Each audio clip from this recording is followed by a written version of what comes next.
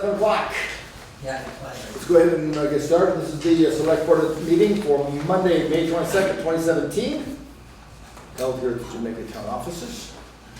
Before we get started with the rest of the agenda, I would like to make any kind of a request for additions to the amendments. Anything addition to the agenda for tonight? I have one. Anybody else? I want to add an overweight permit which arrived today. I'd kind of like to get these out as easy, but get them out as quickly as possible because I know somebody's business is relying on it. So we add that to the agenda. We'll cover that quickly. Everybody else? No more additions? No. Good. Then the next thing, first order of business, official order of business, is to approve the minutes for the May 8th Select Board meeting. Any questions, deletions, adjustments? I have a couple. Yeah, I have a couple. Let's go to page 2. You want me to just give you mine? For the easier? Well, I have to read them. Yes. On page 2, under the presentation by property owners about renaming a road is canceled until the board is contacted. Let's add by owners into that one.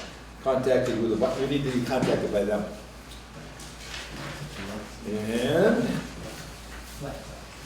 And on page 3, under public concerns, third to the last line, so it's Veda Bassett, brought up energy policies 5 and 10 of the town plan. The board explains that the library is being built with a roof. I think it was the garage. Yes. Oh, okay. The garage is being built with a roof that can hold solar panels. Okay? And that the board is also in the process of researching the solar plan with another agency. Okay, so what? By the way, I like these a lot. These are getting good minutes. You're getting the hang of it. I have 2. Under additions to the agenda, it's just a sentence. Joel Blooming added a discussion on the VLCT speaker coming to town and road issues. That doesn't really speak to what it is. It needs to be filled out a little bit more. 2 things. Yeah, that was the addition, but I think that filled out when we actually did it. I mean, it's the language. Oh, okay. Unless we're not doing that with language. Oh, good. Yeah, language is important. So how would you like us to fix that? I'm not really clear on what it's basically saying. Speaker coming to town and road issues. Yeah, what happened was he was first talking about having the speaker coming to town. Right.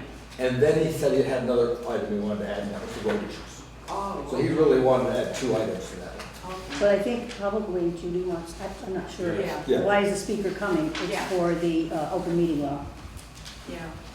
So the speaker coming to town. Open meeting law regarding and road open- issues.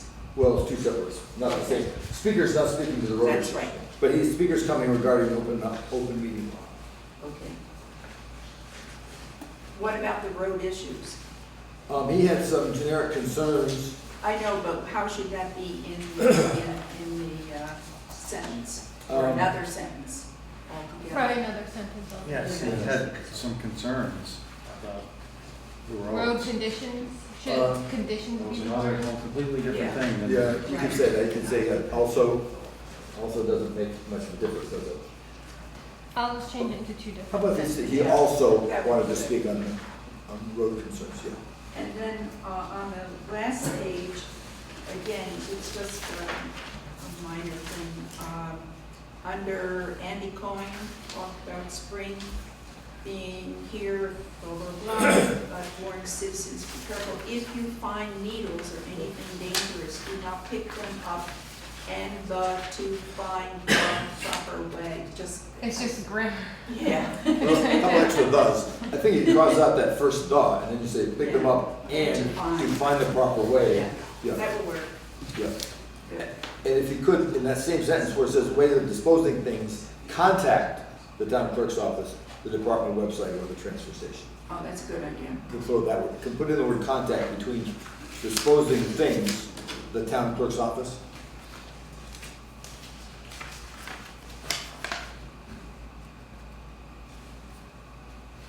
Should be the Department of Health website. department. I was gonna tell you that, 'cause Oh. I remember just putting like website in there, and I didn't know if it was our website or what it Vermont was. Department of Health website. Good. Missed that, definitely. And the only other one I have is the next to last paragraph, as Judy Flower mentioned, I think I changed that, got to that. May 22nd, 2017, the Wyndham Solid Waste Director will make a presentation to the Select Board to help us make a decision. So just inject between director and two. And that's going to help us. We're expecting to come out knowing everything we need to know. I move we accept the May 8th Jamaica Selectboard meeting minutes as corrected. Second? I have a second. Any further discussion? Hearing none, all in favor say aye. Aye. Any opposed? Any with,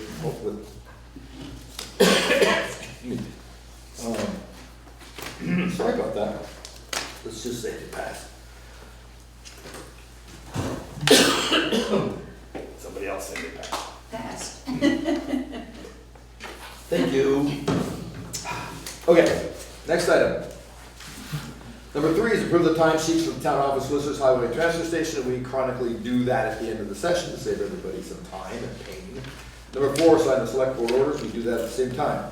Between 4 and 5, I would like to cover the overweight permit that we received the mail today from Miller Construction Inc. And that has its, it was a payment, and its liability insurance, and a list of the vehicles that they're referring to as a fleet issue. I would entertain a motion to ask the road commissioner to approve this with the usual stipulations. I move so. Second. I have a motion and a second. Any further discussion? Hearing none, all in favor say aye. Aye. Opposed? Nay? Actually, if you'd be kind enough to do that. I think that's all.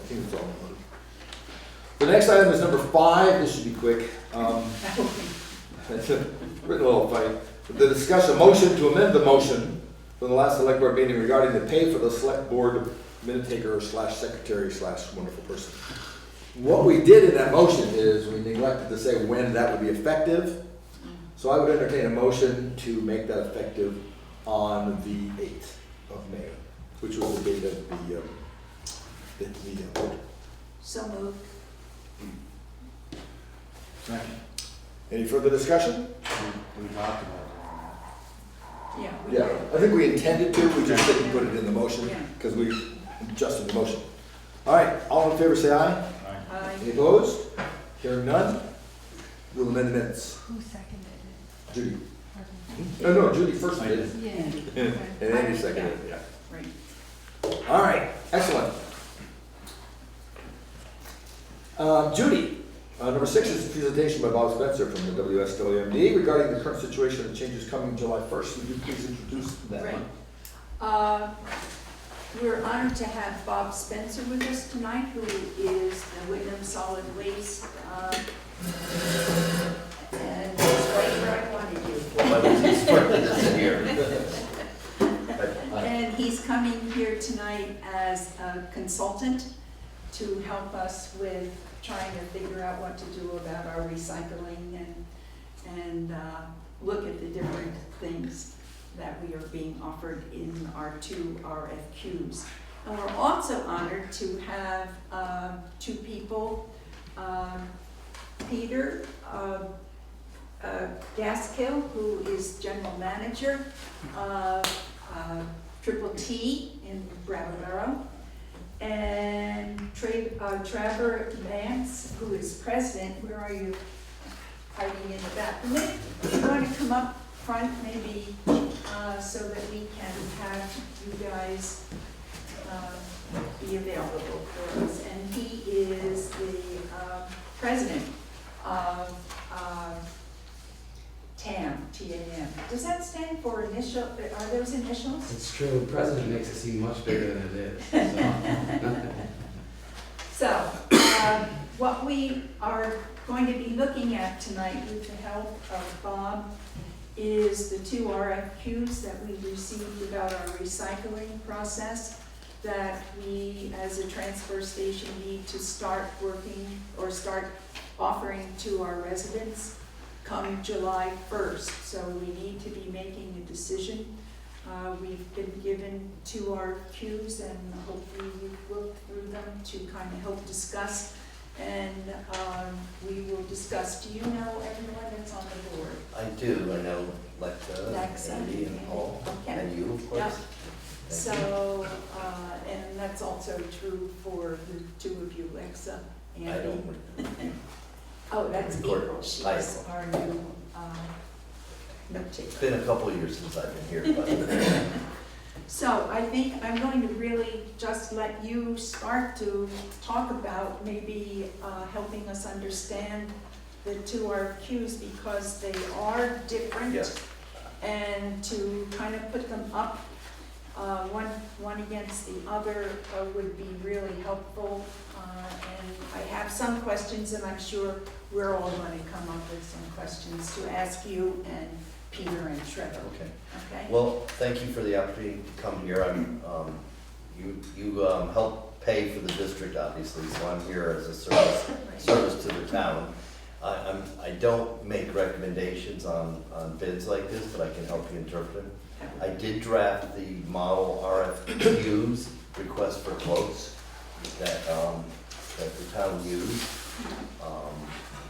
I also just want to acknowledge the long and productive role that your former select board member Lou Bruzzo played on the district. Basically, I started at the district 6 years ago, and Lou was chair at that time, and so had a lot of successful projects with him, including our solar project, which you guys were aware of, but didn't end up being able to sign on to. But and then also now we have Andy and Judy on the board, so Jamaica's been a major player on the district, and I just want to let the audience know that too. So yeah, we as you know, I went through a very difficult, really 2-year process to the board of the district. The board decided to close our 25-year-old material recycling facility, or MRF. And that's put the towns in a tough position, looking at getting their own contracted private recycling services. The 9 transfer station towns already have contractors for their trash and C&D, and by state statute, Act 150, you have to continue to offer recycling services. Excuse me, C&D? Construction and demolition debris, sorry. So you don't have any choice under state law to say, oh, well, the district's not doing recycling, so let's get out of that. However, the towns that don't have transfer stations that had our recycling services, because they're not taking trash, they're not obligated to continue providing recycling. So when you look around at Newfane and Brookline and Putney and Westminster, or, you know, they're all, some of them are deciding to pay for their own recycling boxes and others are not. So we also are making available to our member towns the recycling. We have over 100 recycling roll-off boxes, and because they're owned by the municipal entity, Wyndham Solid Waste, we're making those available, and you have requested some. So that brings you kind of up to date on where we are. I'd like to, if you want to take a look at the proposals, you basically have 2 really good proposals that would serve your needs. I would suggest that maybe we start with the big item, which is the trash and C&D, and look at the comparison of those 2 proposals. Is that, maybe you've already done the analysis, Judy? Well, I kind of did my own, but who knows? Well, why don't if you it's just right. present, I'm sure. No, yeah, she does good homework too, so. No, because I was looking at it this afternoon. So, and I but thought, basically where it's did I broken get out. those numbers from? And we, the district does a very similar request for bids or quotes, RFQ, every 2 years for our transfer station, where we have trash, C&D, construction and demolition. And we're now faced with getting a hauler for our recyclables. because we're not gonna be processing them, so we haven't made a decision what we're gonna do, so stay tuned, Pam and Triple T. But basically, the quotes that you got, asked for a price per haul, and then also a disposal price per ton. So, Judy, for the municipal solid waste or trash, what was TAM's haul cost? Well, TAM gave us two numbers, Right, because they gave us single stream, and for our people out here, single stream is that we put together paper goods, cardboard, along with plastic and tin cans and things well, like that. let me make a correction. Okay, That quote, it's written in handwriting, it says single/double haul. double, yes. That actually isn't the single stream. Oh, that's That is by, and Trevor, you can speak for yourself anytime. And by the way, TAM has worked for the district and Triple T has worked for the Yeah, both district, of so I work with both companies and respect their work greatly, so. But anyway, so the way the hauling business works is they can drive in here and grab one box at a time, or with a towing a trailer, get 2 boxes. Oh, So is that that's what the double. single and double is? Yes. Oh, okay. So I know it's single stream, single haul. Yeah. You gotta make this clear. Sorry. So, typically, the district tried to service your box with a trailer. They call it a pup trailer. You come in, and it's a lot more time consuming, because you gotta take the box off and unhook the trailer. But you're making one trip rather than 2. So, the price per haul is $225 if they pick up just one box, or $200 if they pick up both. So maybe, Trevor, you could comment on how often you would expect to be able to do the lower cost option of double haul. Sure, so I think that is the advantage of having all of the materials bid out at once. Because we don't mind if it's a double haul with municipal solid waste mixed with a paper can, or a C&D can mixed with a commingled, it doesn't matter, all of it goes back to the same receiving facility. And then we process our recyclables, and then we send out our waste. So it could be, from what I understand, the district did do a lot of tandem hauls, Yes. but this would be more efficient because it would be all the different commodities. But we were only hauling recyclables, they would haul trash, C&D, or recyclables. Quick question. Again, with confusion. When you say double haul, are you talking about 200 per time? Or you're hauling 2 units, or 200 per unit for the one time? Per unit. So it's a $400 charge for that particular time. Yes. Gotcha. Thank you, good. So their income, that kind of begs the question, which is more cost effective in that regard for a town this size? Are we gonna fill up 2 of these things? Or have we historically gotten away with 1? Basically, what happens is, right now, for our trash, they're coming every 3 weeks. No. Every 3 weeks. For the paper because we're dual stream now, separating out papers. That comes maybe every week and a half. And for the plastics and aluminum and that kind of cans, it is on the average of every 2 weeks, maybe even just a little bit more. So that doesn't really help us because, see, it gets to be more multiplying and figuring out what exactly is the best way to go. Well, I'd like to point out that the town has an option here, and I don't know if you're deciding tonight or this is just an informational session, but of going with the dual stream recycling or single stream recycling. Right. Under either contract or just under their contract? Just under TAM. TAM's contract. So he can go either dual or single? Yes, Right. and single haul or dual haul, so, And Peter, you are doing single stream only, correct? Yep. Okay, which would be commingling all of that together. yeah, so, and there's, lots you can discuss about Sure. the pros and cons of each, so, which is why it took the district a couple of years to make a decision. So anyways, I just continue on the path. The construction and demolition bid from TAM was the same in terms of haul, 225 for single or 200 per box for double, $84 a ton. Let's just stop right there and then look at triple T's haul and disposal. So that we aren't gonna confuse the recycling hauling and, because you could award part of the bid to one company and part to another. That's an option. So the triple T quote is less on the haul, and that is $150 per haul, and more on the per ton for both, whether it's trash or something, at $105. So if you just take the, you have to boil them down into an average per ton. So if you take just using 6 tons for a box of trash, or 6 tons for a box of C&D, and divide that into TAM's single haul at 225, that would be $37.50 per ton. Add that to the $84 a ton, now you're $121.50 a ton.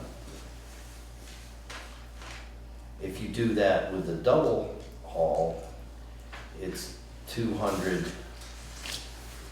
over 6,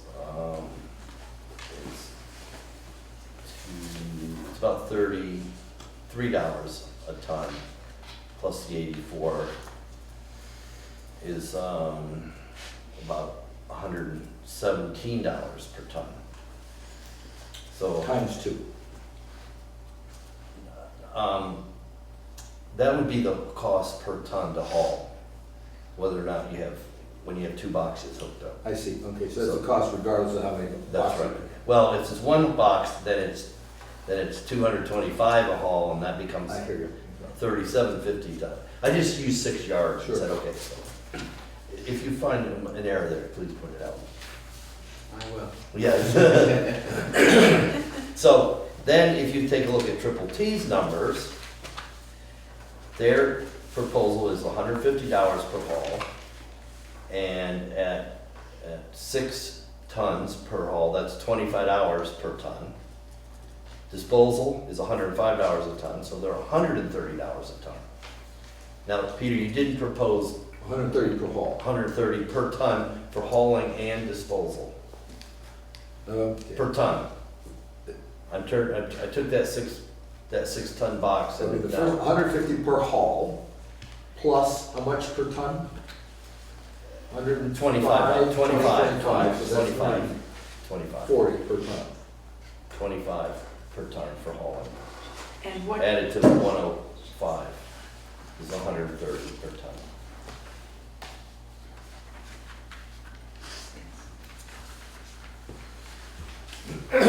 This is why you're here. Well, I don't think I'm doing a very good job. No, compared to what I was doing on my own, you're doing a tremendous job. yeah, right, me too. So, Exactly. stepping back to the haul cost isn't per ton. Correct, that's a flat 150. Right, so I said, well, let's say a box weighs 6 tons. Gotcha. Okay. So if it weighs 6 tons and the haul cost is $150, 6 into 150 is 25. That's $25 a ton. So, Added to the 105, Where are you getting the Disposal. 105 now? that's Triple Oh. T's disposal cost. That means to dump it, Yes, right? and that's this number. Yeah, right here. Yes.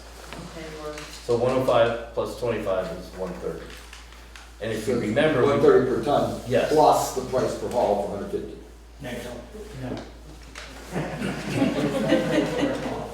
well, if you want to just take my word for it, I'll take that. I'm trying to understand the distinction between price per I like haul that. and disposal price per I was ton. trying to boil it into just price per ton. So So, you're dividing both things into the price per ton, yes, combining the two, to make it Yes. simpler for me. yes, Yes. and for all of us. Right? So basically, 121.50 per ton, versus 130, or, what was the other number, Trevor? 120, 150? 117, I think 117, Can I add some confusion? yes. Why are you figuring 6 ton on a compactor? Doesn't their compactor typically run 10 to 11 ton?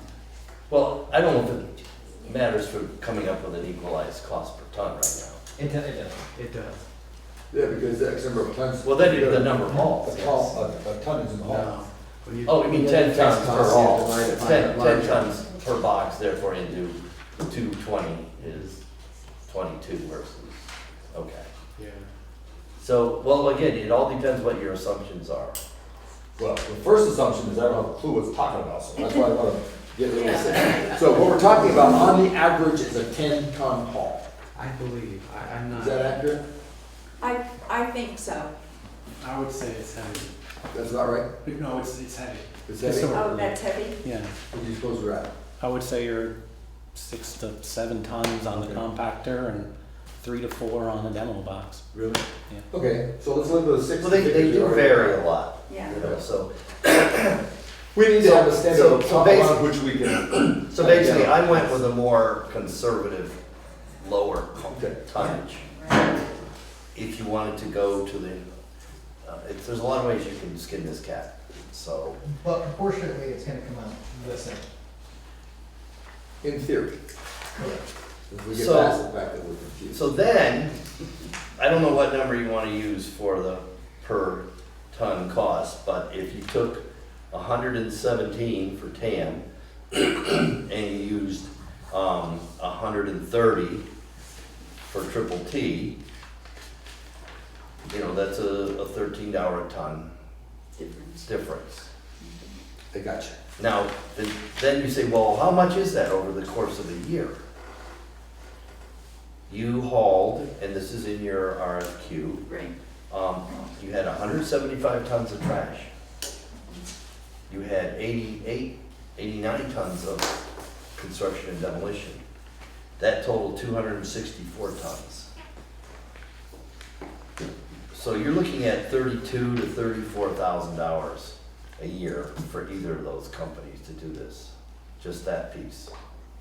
And that's just trash And construction and demolition. Construction, okay. So that's not recyclables. That's nothing to do with recycling at this point.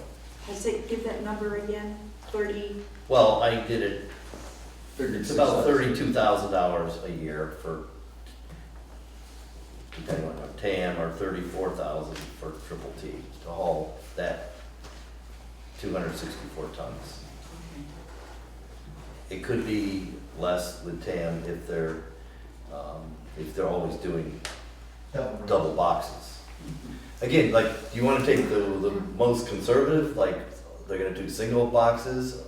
Or you assume most of them are double boxes? So, you know, I would think most likely it would be both boxes or 2 boxes.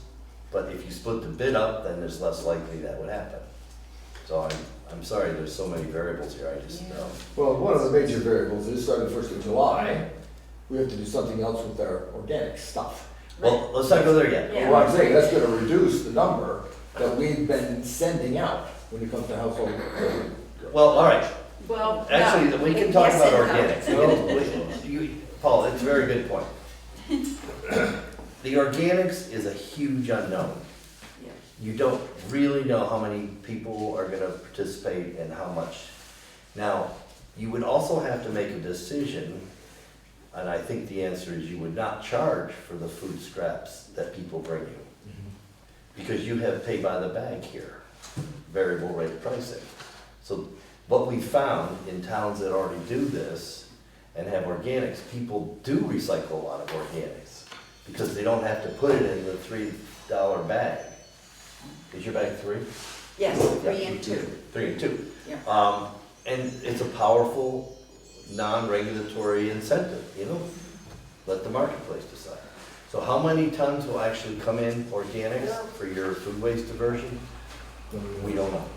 Yeah, and it also, it's a much larger listing, it's not just food. Well, It's that's the paper, other et factor cetera. that you have to Yeah. consider when you're Which is looking this at your, whole list. proposals, is how many materials are accepted by the various composting programs. Right. And they do vary, where Triple T takes it and where TAM takes it. They're different. Right. They're similar, but they can be different. So you could take, of the tons of trash, 175 tons, how many tons are people gonna separate? Is it 10%? 20%? 40% of that? No. Yes. But it's somewhere maybe 10, I don't know. But it's not 80%, you know, so, So what you're saying is that the 32,000 could be offset. could be, It- yeah. By both companies, it would be offset. Right. Now, I didn't see anything from TAM on organics here. Triple T did throw in a proposal for collecting food waste, but the RFQ didn't ask for it? Did not ask for Okay. organics. So if you, I don't know if you want to cloud this discussion more, but you have pretty good numbers on the trash and C&D. But definitely TAM is less expensive. But on the order of magnitude of somewhere maybe $2,000 to $3,000 a year. So on a $30,000, $40,000, $50,000 contract, it's not huge. So it's still significant. So the numbers I come up with are 34,320 versus 30,888. So, 30,000, yeah, 30,888. is that using the It's using this Double haul. haul. yes, Overall. on the 264 tons? Now, the 30,000, was that Triple T No, number? that was our number of 30,000. So that's 264 times 117, which is our haul, trucking and disposal number. But that's That's, assuming that they all doubles every year. Right. yeah. Yes. So only be 17 hauls No, it's here? 264 tons times 117 hours a ton. 17, okay. That's the estimated cost per ton of transportation and disposal. And doing the math with Triple T's, 130 a ton versus TAM's 117 a ton, that gives you a difference of about, what is that difference, Trevor? 30, Good question. I'm doing 34, 320 minus 3888. $3,432. 3432. So that's the difference, Versus 30. 1,888. Is there any, I might be off track here, is there any benefit with Triple T doing the single stream for us, even though it's a little more, or any convenience, or is there any? Well, Amy, let's just wait. Okay. We're not talking about single stream or dual stream All right. right now. Just, I want to say, we move on from this. Yeah. But Paul brought up the organics. Now, Triple T is proposing a relatively new approach to collecting organics, which is to put the food scraps in the trash compactor, not have a separate collection container or a separate collection haul. No, that's TAM that's doing that, right? No, that's Triple T. Triple T is proposing, they put that in their bid, even though it wasn't It's in the asked. cover page. Yeah, now is that, I hate to bring this up, is that legal? It is legal, yes. Oh, okay, that's where Right. the bags would be coming in. So the bags are made of compostable plastic, Which bags are you talking about now? or for food waste. Yeah. The organic stuff. Right, so you would be selling or making available to residents these bags that cost, I don't know, $1.50 or $2 each, that people would buy and then put their food scraps and their soiled paper, whatever, in there. Come up and it's a different colored bag and put it right in the trash. Yeah. Then Triple T would haul that to their transfer station, which is called Brattleboro Salvage in Brattleboro, and tip it on their floor, and then manually or with a excavator with a claw pull off those bags and put them in a separate dumpster that would be taken to a composting facility. They utilize Wyndham Solid Waste, and they also utilize Martin's Farm in Greenfield, and both take the same materials, the whole list that Judy has. Mhm. So that's an option. That, in theory, is not an extra cost. but the bags are in there and it's going at $130 30. a ton, so it's weighed. But there's certain efficiencies to that, because if it was isolated, separate, it would be an entirely different truck that would have to run to collect it. Not to mention the bears. Yes, we Don't do mention have the bears. problem with bears. I remember distinctly your bear path that comes right down the hill. Yes, it does, it comes right down, leaves a nice trail. So, now, the bid did not ask for organics, but obviously it does impact the Yes. total package. And Trevor, I don't know if you want to discuss your organics, you didn't bid on it, right? Well, we didn't know that we had to bid on it, because it wasn't listed. It was not in the RFQ. And you didn't do a separate bid. No. Now, the reason they didn't do a separate bid, I should explain this, Is because of what because the happened. district did a bid on behalf of our member towns. Right. And we only had one bid, and it was from Triple T to service 9 transfer stations. But the deal was all 9 had to participate to get the good deal. And really only a few towns said, we want to do it, so the whole deal went off the table. So now everyone's on their own again. We tried. So I would like, if the board will entertain our organics program, what we do. So TAM does have an organics division. It's a collaboration with the town of Bennington. We lease land and we have a 6-acre commercial composting facility. We are big supporters of the tote program, which is where you separate the food waste and dirty paper. We can take everything on that list except for pet waste. We do not take. What program? So we can, Totes. there is some. Is that totes? Tote is basically a garbage can, a 65-gallon container. Is that T-O-T-E? T-O-T-E-S. Totes.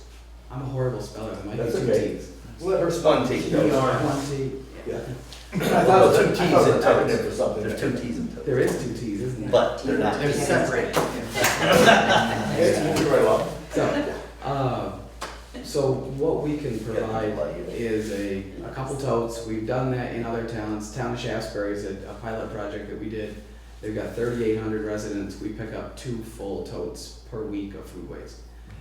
Advantages, disadvantages. One is I feel at this point that this is probably the only tried and tested system.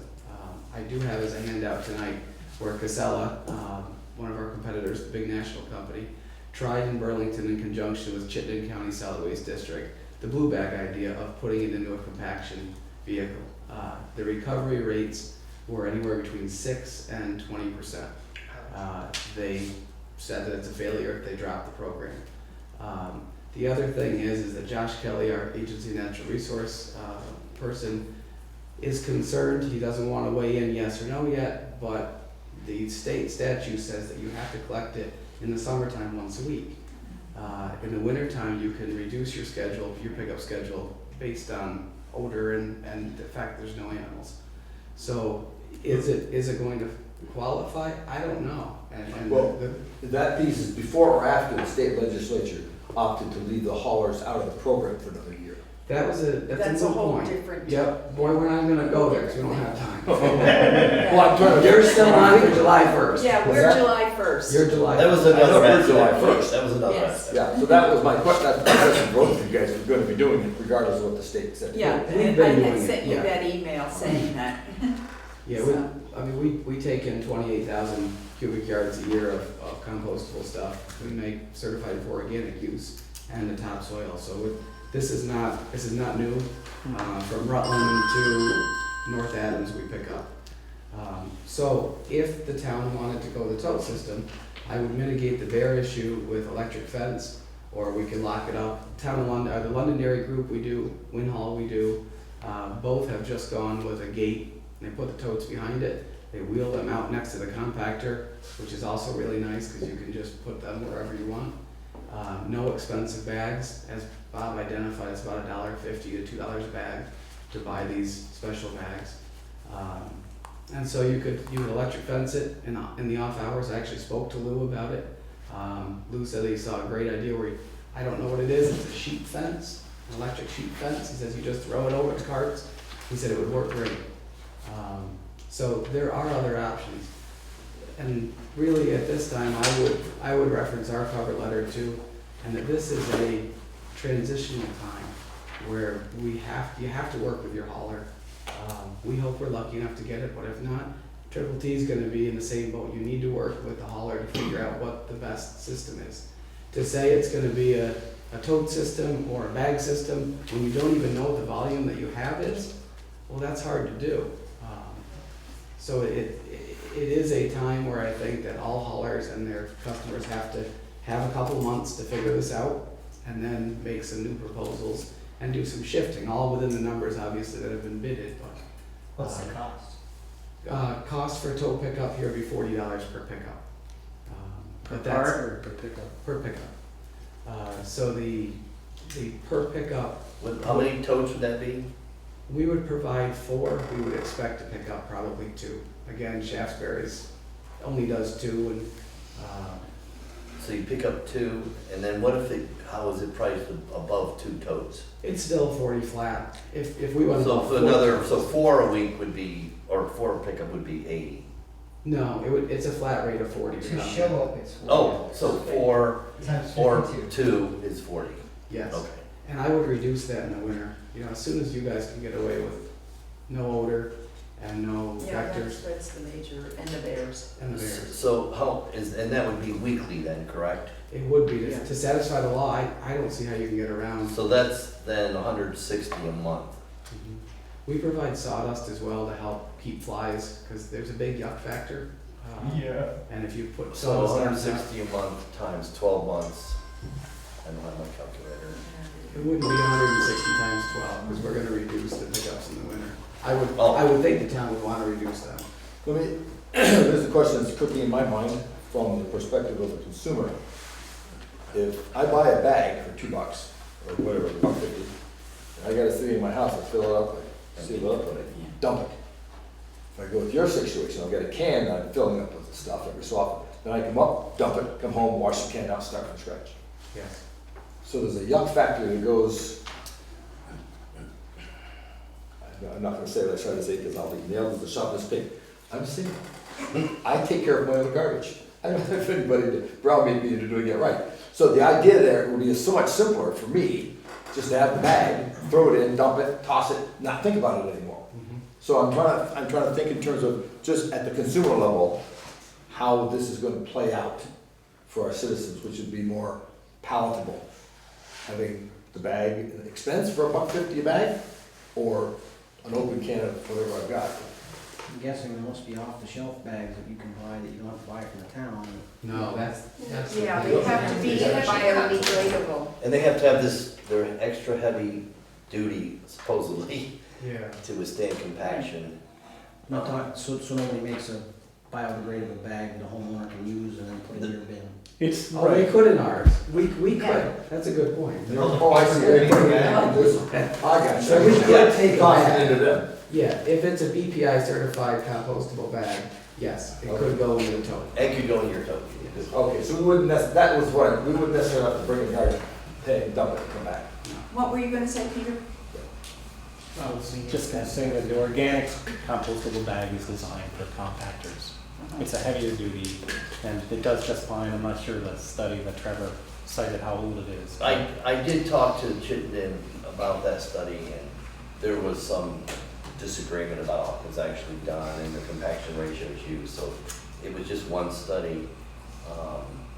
And to clarify, I did meet with A&R last Thursday, and I asked Kathy Jamison about this, and she basically said that, first of all, the bags mixed with trash does meet the requirement. They're not worried about the weekly collection, because that food waste is already in a compactor. It's nothing different. So they're more concerned about standalone dumpsters or totes sitting, but it's still a gray area. I can speak, Triple T has been collecting compostable waste for 14 years. We've been doing it for quite a while as well. You know, we have a different focus on how we approach it than the Trevor does.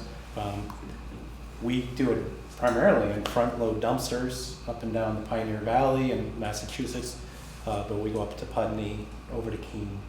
And we collect a significant amount of it and been doing it for quite some time. We started a pilot program in Brattleboro where we pick up residentially. That's been in place for 5 years, I guess now. So I mean, we have a lot of experience collecting organics as well. Would you anticipate a front-end loader for us? No, see, that's the dilemma, is where, you know, where Jamaica is geographically. There's no other, you can't, it's difficult to create a route. That's what the district request was trying to do. And so we responded to try to create that density or a route. But you know, each transfer station were still significantly separated.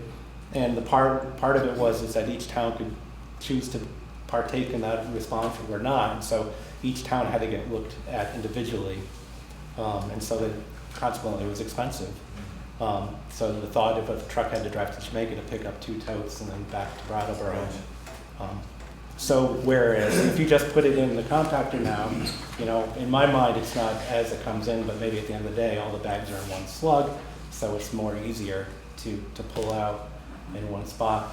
And then it's also in this compactor, and I don't know if Casella was doing it in the packer body, but anyways, it's all in one smooth transaction. You know, and if it's a resounding success, then other options can obviously be fleshed out as time goes on. How do you pick your bags out? And we pick our bags out, as Bob described, we have a bucket loader and we have an excavator with a grapple.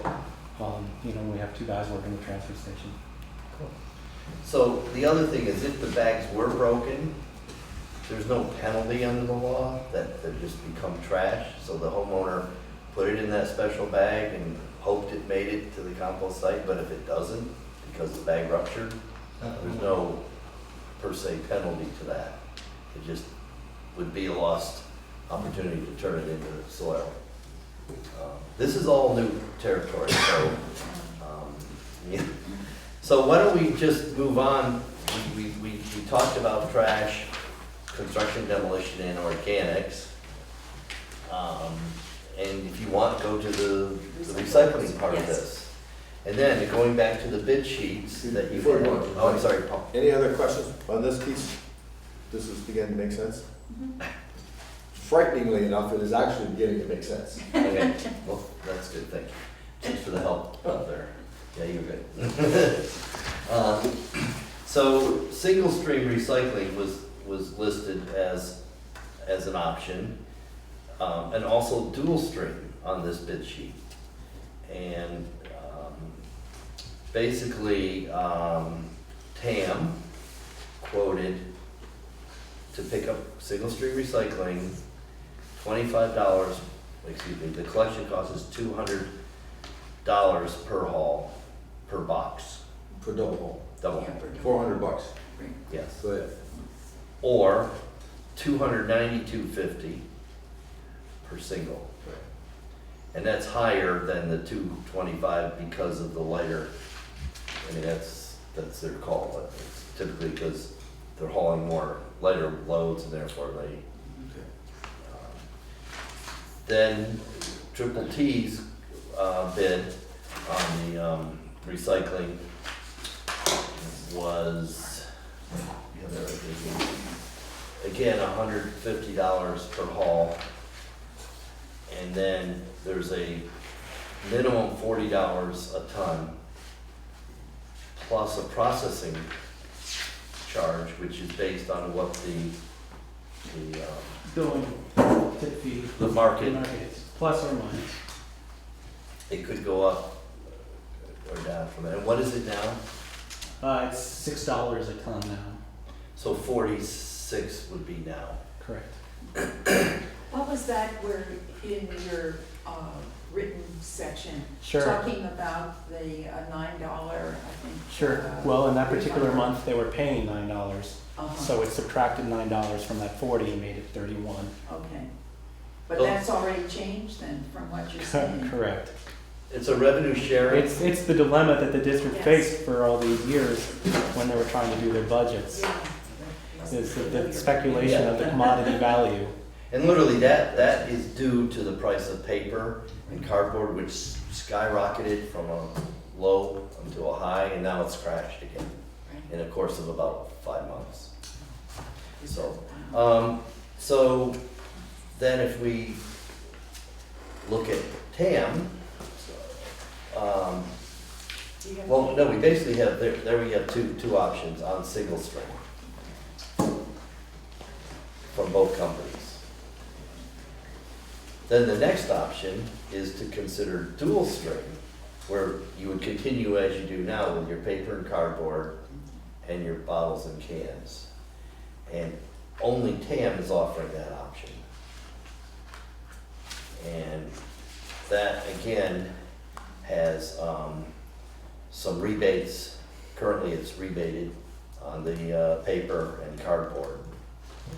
The charge would be $20 a ton, and then a rebate based on what's called the yellow sheet, or it's an industry monthly report on prices for the Northeast, specific to New England.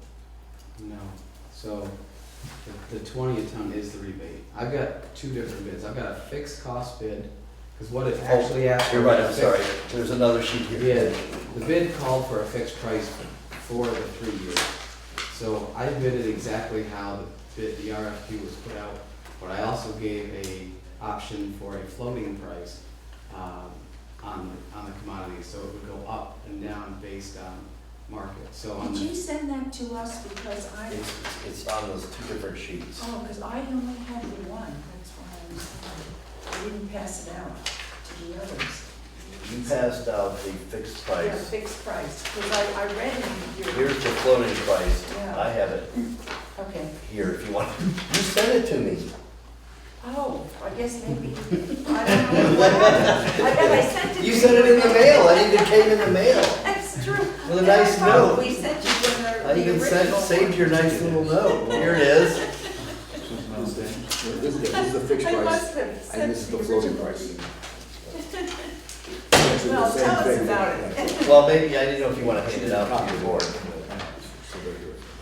Well, why don't you go ahead and, unless, Well, the floating, well, Trevor explained it. The current price, which one you on? Well- Fixed or float? float. We just discussed fixed, and you said you had a floating price. So the fixed price is a charge of 25 on containers, a rebate to the town of 20 on fibers, so your paper and cardboard.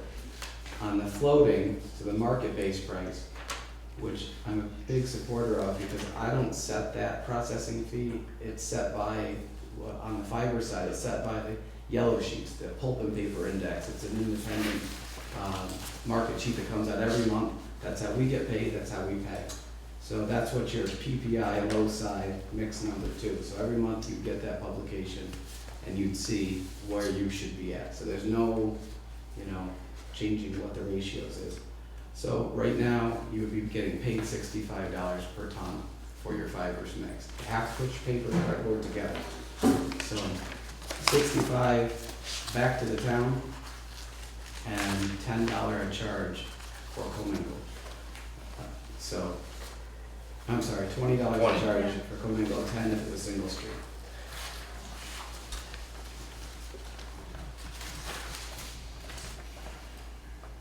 So the difference between our bids is the haul price, really. I mean, there's a certain, the weight ratio when you haul, because your haul's greater than Yes. ours. So there's probably a 2 or 3 ton difference, because we're 46 a ton this month, and so the difference between the hauls and is $140. Well, $50. I If thought it's you a were- tandem. You're 292. yeah. No, I'm 200 on a tandem. Okay, And they- so, all right, so, And you're 150. correct. Yeah, but still, at 200, it's still 400 based on this. I thought your recycling haul was greater. No, it's 200 per container. Right, so it's Yeah. 400. Right, but you're getting 2 containers hauled. I hear you, I'm just trying to make, I'm trying to make it apples to apples. Apples to apples is, if you're doing tandem haul, it's 200 with us, it's 150 with Peter. You do cannibals? No? We do tandem hauls, but I didn't But it's not quote in it. here, okay, that's part of it. But I thought your recycling haul was greater, and that's what I thought I heard Bob Only say. on a single Okay. And So that's- you're, once again, you're assuming that everything is a double. I am based on the numbers that are given, plus the fact that you always did tandem hauls, just with recycling. When you add all the other commodities in there, it's gonna be, We were pretty much always a tandem. so you already were doing That's it. a win, but for us, we have much smaller. No, that No, was that's for what you. we- Ours. Oh, okay, you were talking about their. Yeah, Yeah, our truck yeah. servicing was usually a tandem. tandem haul. Right. So to add those other commodities, it would be. More likely. It'd be more likely, not less likely, to always have tandem hauls. We always do tandems at Win Hall, we always do tandems in Londonderry. And It's, how often do you do the tandems? I mean, often. What do you mean, like company-wide or at those two towns?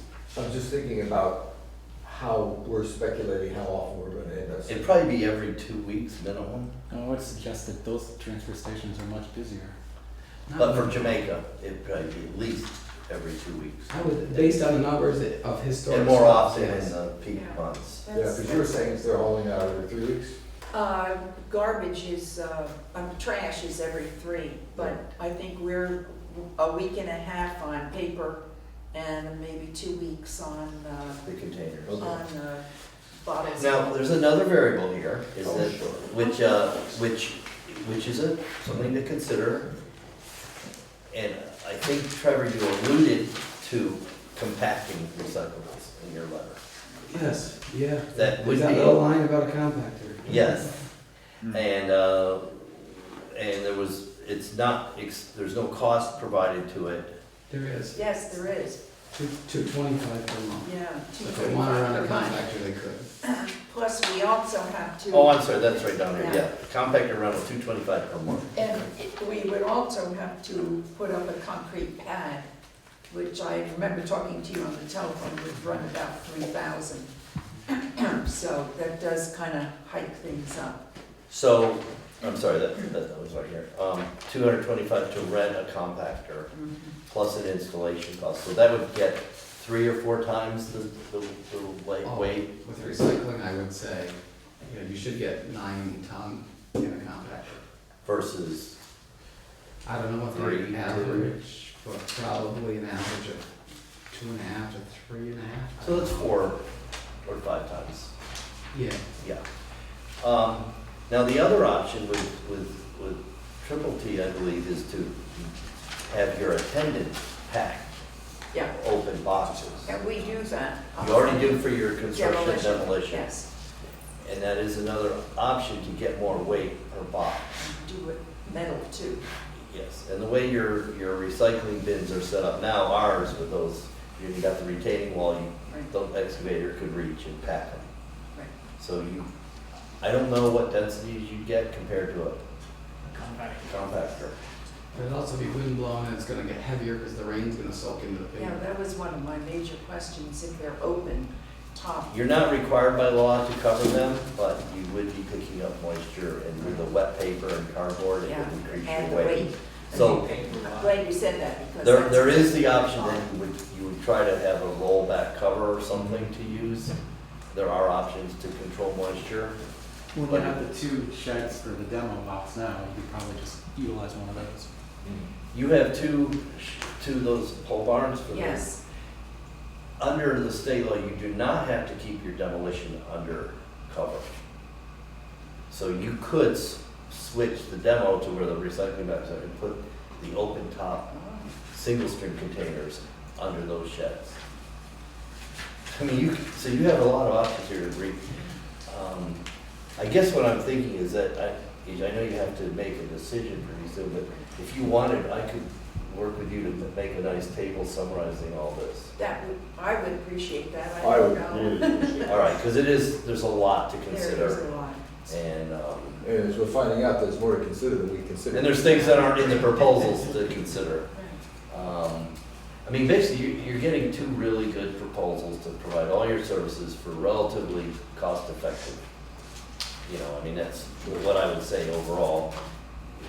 And there's trade-offs. One company you might save money with some, and one place, and the other not, so. And you can always split a bid. Yeah, So the compaction of recyclables, is something that we should do a little more analysis on, like how many holes that would be. I don't know if you want to provide that. And I can give you compactor information. As long as it stays dry, because as you know, paper screens and wet paper don't work. So if it stays dry, I've got in my bid that we would provide containers for free as long as they're swapped every 3 weeks. And that would be different than the district's containers, which would not allow you to compact. But if Well, I you think wanted, they said we could have open containers. We you don't don't have necessarily. open containers, do you? We do have some 40s and 30 open tops that we can make available. Perfect. So as long as it stays dry. So you wouldn't have to Yeah. put those in the circulation. Just from the consumer's perspective, why are we even bothering to talk about if it stays dry? This is Vermont. It's not gonna stay dry. Well, you can keep it from getting totally saturated. So there's moisture always, there's snow blowing in, there's rain driving in. I guess the way it would stay totally dry is in a dedicated compactor. But one big philosophical thing that you have to wrestle with is to go single stream versus dual stream. And the history of that, and I shouldn't speak for Go ahead. Historically, dual stream has produced a higher revenue, and that's because the residents are doing some of the separation. You get free labor. So if you want to look at a long-term trends, single stream is all over the map, up and down.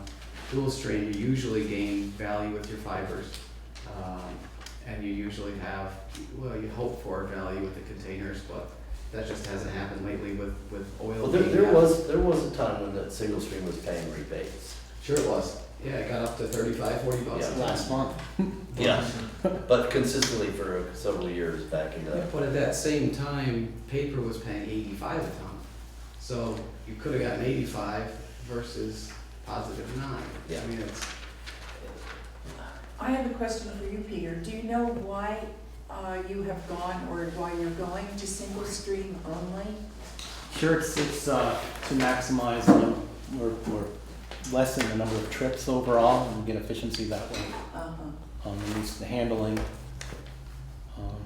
Well, That's- if I can speak for the district, the town of Brattleboro is really what tipped the balance when they voted to go for their curbside program from dual stream to single stream.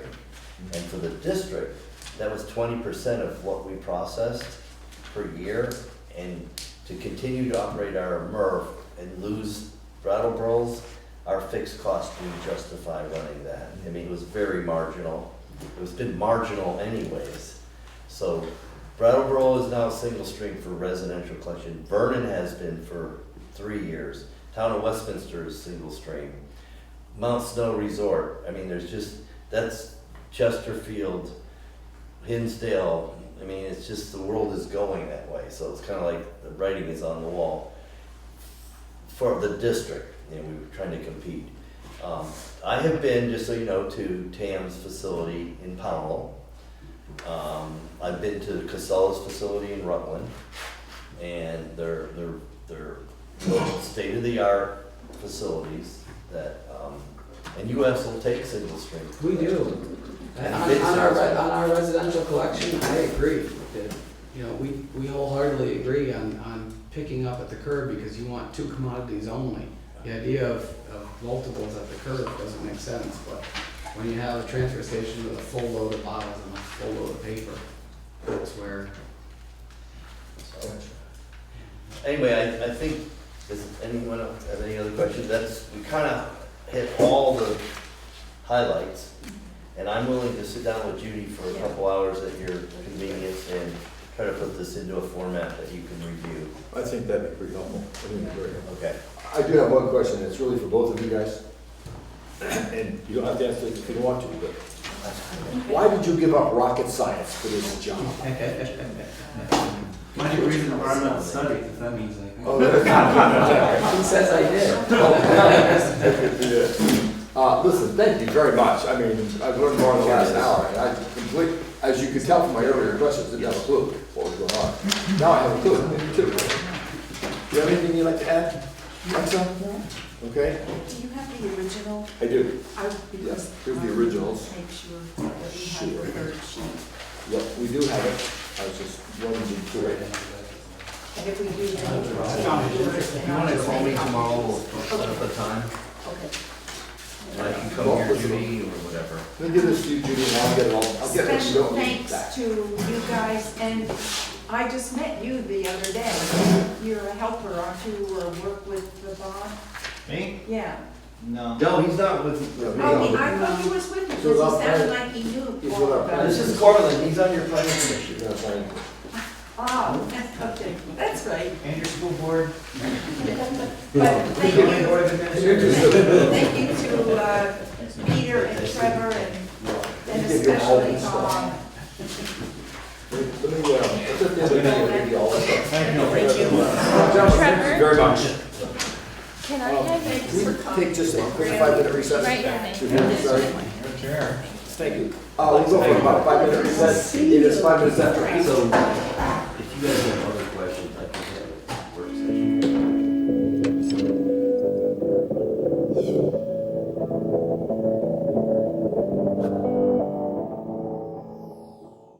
Alrighty, it's 10 minutes after 8. We're coming out of, we're going to come out of break.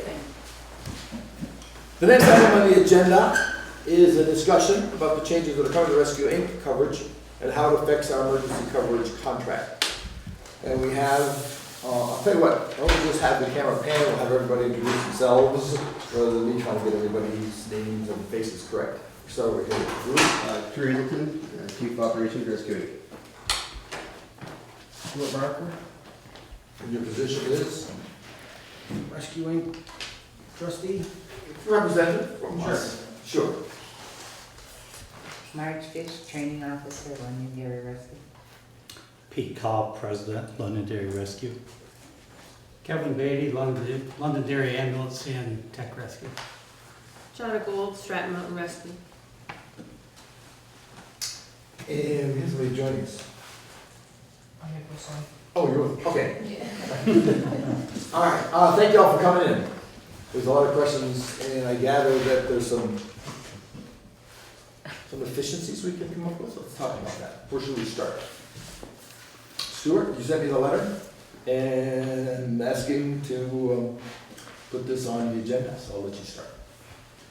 So at town meeting, a motion was passed to increase funding to hire rescue to cover the entire town. So that money's in the budget now. So we're here to discuss it. Did you have a question for that? If we're gonna discuss that, I make a motion that I move that we, just what he just said, in the form of a motion to open it up for discussion. Okay, and the part that you want, can you frame the motion for them? Oh, without reading the whole thing? Well, no, just the piece that you're talking about for Jamaica. Could you say it again, Stuart? Basically what you just said? While you're here? I don't know how you wanna put it in a motion, but basically right now, Rescue Inc. covers roughly 50% of the town. 3/4. So it will be to All right, cover. so what you're trying to do to make this thing Be to back cover into the balance Robert's of Rules of town. Order here. Yeah, Is- because we could talk about a everything motion. all night. Right, exactly. So you want to make it a motion, correct me if I'm wrong, you'd like to make a motion that we consider the motion presented to the town at our town meeting. The Regarding- article reads to add $14,373 to the budget to hire Rescue Inc. to cover the entire town. Okay, and you want to, that's the motion? Yeah, All right, so the motion, it needs a second. right, let's make sure she's got it down. So the motion, April, is to consider this motion that we made during the town meeting? Was that a motion or was it passed? It was passed. Yeah, why are we Undoing undoing more something that we've already done? That's why. So the article at town meeting was for the money to do it. Right, we have to implement You it. still need to hire rescue to do it. Oh. See, what we got We is, want to. the town So committed money I would to suggest that we, optional. I'm sorry, maybe I'm out of line. Sure. Suggest what Rescue Inc. based on this request motion at town meeting, why they want to do this, explain why they want to do this. And then we have Londonderry Rescue here, both ambulance service, Jamaica Rescuing Services, 3/4 of the town, and Londonderry Services, 1/4 of the town, the north end of the village. And I think Rescue Inc., correct me if I'm wrong, wants to Cover the cover entire the town. entire town, eliminate Londonderry Rescue and cover the entire town. No, it doesn't say that. So, But, so I think that's a point of order, is that if there's no second, we can discuss it, but there's gonna be, nothing's gonna come of it. Well, but you're talking about the money end of it or the contract end of it? Do I have to read it again? No, I'm just kind of confused about which one we're talking about. I It's understand the that. whole thing. Once this is seconded, it opens up the discussion to whatever rescue wants to talk about, Londonderry, the select board. Whether we wanna hire rescue to do that, whether we wanna leave it the way it is, add a little more, take a little, you know. But shouldn't we hear from Rescue Inc. and from Londonderry and then make our decision? Because we have contracts with. I think I'm hearing what you're saying, to get it into the regular role, according to Robert's rules and. If there was a second, Yeah. then it will be open for discussion. Amongst us or amongst the gallery. I guess. So as it stands now, I need to get it in my head. What we voted at the town meeting was to pay for service. We did not, in that motion which passed, identify who was going to be giving the service. Is that correct? No, it says Rescue Inc. in it. To cover the entire town. So that's where I keep coming back to. Why are we undoing what has already been done? What this did was authorize the expenditure. No, see, that's why I just asked. And that was Isn't that what you just read? This motion in the town meeting authorized the expenditure. for Rescue Inc. to do it? To cover the entire town, and then it goes into some explanation, but it was passed unanimously. If the select board. I didn't say that, I know, but the select board has to make that decision. and we can, but I don't wanna sit here till 11 o'clock and have this big discussion about who should do what without it being in a formal motion. Why doesn't that make sense to anybody else? The only thing, are we out of line if the discussion goes to the floor? I don't think so. Because that's what we're talking about. So We basically, can listen to two presentations, but it's already in the town meeting minutes. Like Judy's saying.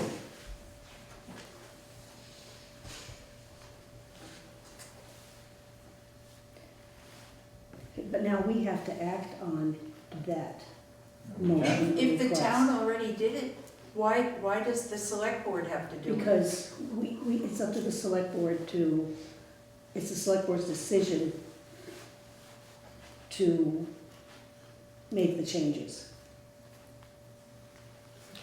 In the code. I don't understand that. A piece of this motion, if I'm reading this correctly, and I'm going on with what you're saying, we asked for this $14,000 in the budget. The motion that passed was the budget with the addition of the $14,000 to the budget. So the actual motion, the amendment added whatever it was to the budget. So it was a motion on the budget, which authorizes us to spend it. But we have a contract and a long-standing agreement with different agencies that operates within the budget. So we've been authorized to spend the money, but we still have to concur, we still have to take into consideration the contractual obligations. So I think what you're saying is that the select board is the only one that can vote for the spending of the money? No, to Does that For the contract. Does that supersede the town's No, vote? the town authorized us, the town could authorize us to spend lots of money. to do different things. Right. We have the responsibility to maintain some sort of discipline in how we spend the money that we're authorized to spend. They've given us an $884,000 budget. We nonetheless must do bid processes, we must pay attention to the costs of doing business and lots of different kinds of things. So we spend the money, they've authorized us to spend. We're having the certain discussion without a second, so it's moved that I made the motion. I'll second it. And we do, all right, so that opens discussion. What did you say? I'm seconding what he said. Yeah, sure, and that was? Now I just want to, yes, we do sign rescue contracts. We did already last year. Now we're looking at maybe signing an amended one. For the record, Well, it won't be. April, just so you can keep up. Motion for Mandy to bring this to the floor to discuss the authorization of the funds. Seconded. Yes, by me. Oh, is that what you said? Okay. Yeah. Seconded, and now we can, because of the technicalities of Robert's Rule of Order, we now can open up for discussion. We have a motion and a second, right? Hi, next. So, now, and I know it seems kind of, but he's right. I mean, the rules that we have to follow to get anything done legally, we have to jump through these hoops. And we sometimes get a little cavalier around here, and he's in charge of uncavaliering me. I don't know That's if a tough there's such job. a word as that. But anyway, so he's right, and we have to do it that way. So now we're on the right path. So the question then becomes, how does the select board choose to spend the money we've been authorized by that meeting? So we should hear from both parties. Correct. Does that make Stuart, sense? back to you. Only because you said it earlier. That'll teach you the right others. So I guess we could back up to town meeting. My whole reasoning behind the motion was, you know, Rescue Inc. is now on our southern border. They're staffed 24/7. They're gonna get to the whole town quicker. That's probably 80% of the reasoning behind the thought. The other reasoning behind the thought, as your representative to rescue, is in support of rescue. If you can imagine, if rescue failed for some reason, there aren't a bunch of services on our southern border chomping at the bit to provide coverage. So I think it's in the town's benefit to support rescue. And adding that extra coverage does that. Having served as the fire chief for a number of years, continuity of service is gonna be a benefit. Not having to deal with where the lines are for coverage. So we'll simplify that. So those are the reasons behind the motion. Okay, so in a nutshell, you're suggesting that the select board contract with Rescue Inc. for the entire town of Jamaica? We go by run cards, and I'm just gonna kind of Sure. give a little bit on that so people understand it, which you folks already For do. the audience, a run card is used by the dispatch out of Keene for any kind of a call. They have a specific sequence of events and a specific response to those events, and they're written out much ahead of time, and they're called run cards. Jamaica has 5 area run cards, I would take it that way. Number 4 is west of the village to Cole Pond Road. And number 5 is Rawsonville to the Winhall line. Zone 6 is Pikes Falls in West Jamaica. And 7 is Stratton area and Pikes Falls. And Zone 10, under the mountain road, is Londonderry Rescue. They covered that part there. And if needed, both agencies, I've been on as a fire person, not a select board person, for over 30 years, and worked with, when it was Grace Cottage Hospital, now Rescue Inc., and Londonderry, both agencies are very good what they do. They both have very good staff members, personnel, everything that you need, they have. Rescue Link is a paid staff. Londonderry isn't, just like Jamaica isn't. So sometimes it takes a little bit longer to get organized when you're a volunteer and you're working at a job besides sitting there and waiting. I've never been to a call where Londonderry, where we lost any patient because of a time frame or anything like that. And I know Rescue Link and Londonderry work together. They did just the other day. They were working together. As a Jamaica rescue person, I personally would hate to see us take apart what we have for now. I think that Londonderry Rescue, if they couldn't handle it, that they would tell us, tell Rescue Link, ask for help, and vice versa or whatever. Rescue Link is a growing company, and I hope it keeps on growing because we certainly need an ambulance service, and we need it both. So that's all I have to say. And Dana West, who couldn't be here today, he wanted to be, but his wife had surgery, had some questions, and I passed out papers, and I guess Drew maybe or Pete, you can answer some of them for us. Before we go to the question, Yeah, can we're we gonna have allow them to make a Londonderry, statement yes, first? yeah, we'll have Londonderry do theirs, unless Stuart isn't through. Could I ask one question? Yeah.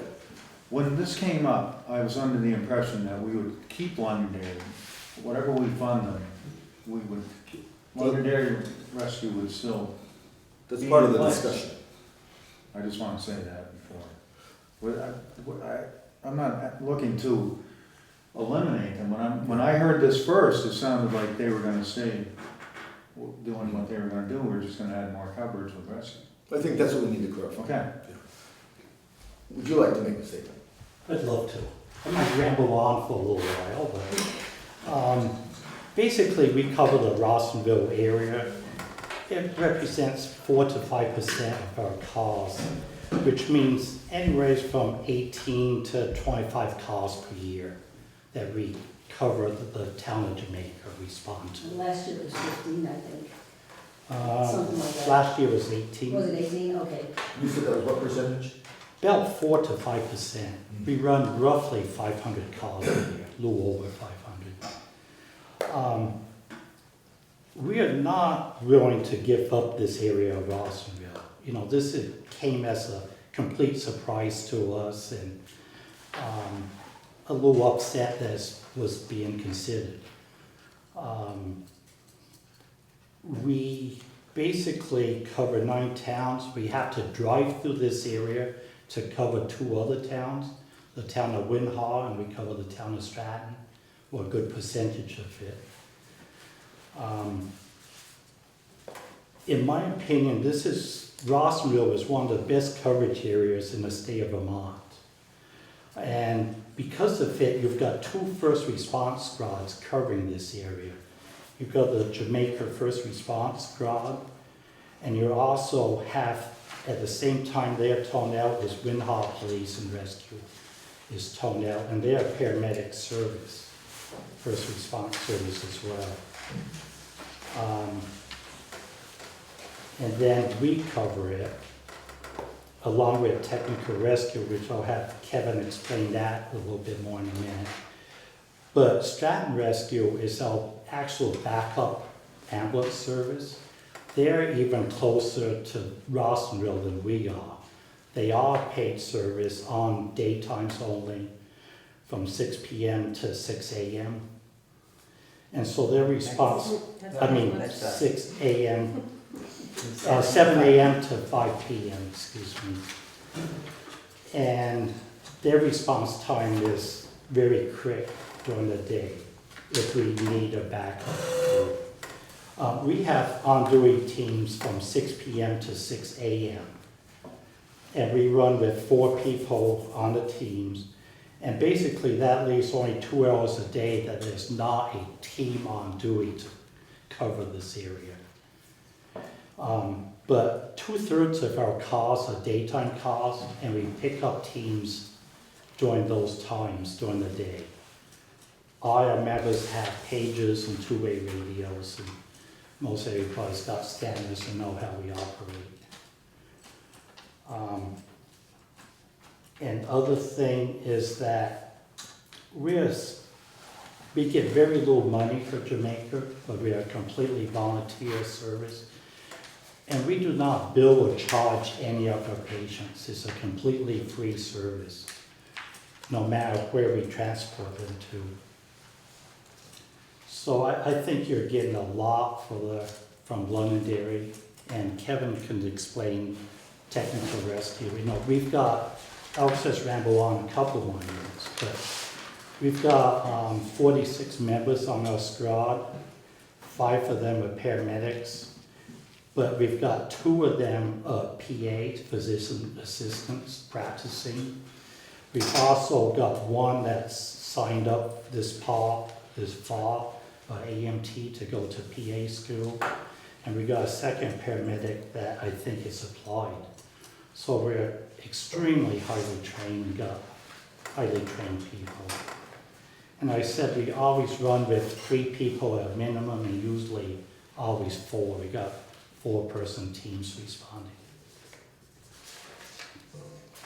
So, let you just describe technical rescue a little bit. Yeah, Londonderry Technical Rescue is a part of LVRS, but we have our own membership and our own bylaws. And we cover basically the same coverage area that the ambulance service covers. So whatever coverage area the ambulance service ends up with is what we normally cover. We do vehicle extrications, we do backcountry rescue, ropes work, certain amount of water rescue.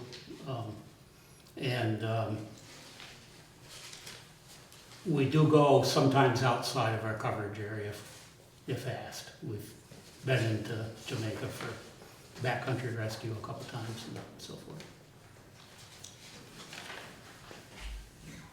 Stratton, would you like to throw something in? We are just willing to continue our relationship as it has been, backing up Londonderry. As he said, 7 to 5, we have a dedicated crew there. Pretty quick response times coming down off the mountain. There is a possibility that we may be expanding our hours a little bit, but that's just in the discussion phase. We don't know what's going to happen with the new ownership of the mountain once that sale goes through this summer. But we have in-house discussed expanding our hours a little bit. Thanks, thank you very much. Questions? You guys have questions?